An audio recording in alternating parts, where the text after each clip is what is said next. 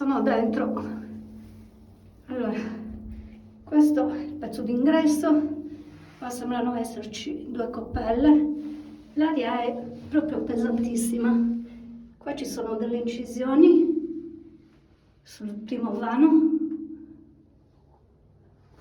poi c'è un pilastro, altre incisioni, poi respirabile.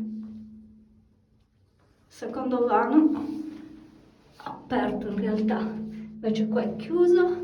Cioè, guardate, qua si vedono i segni della porta.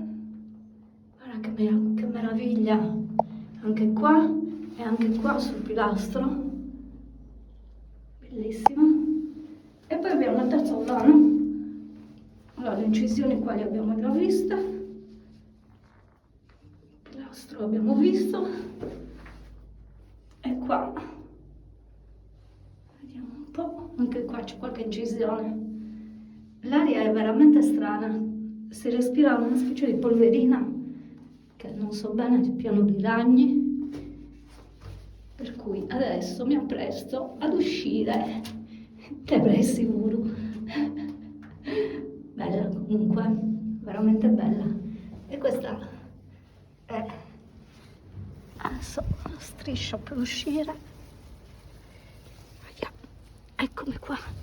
Uff, che roba.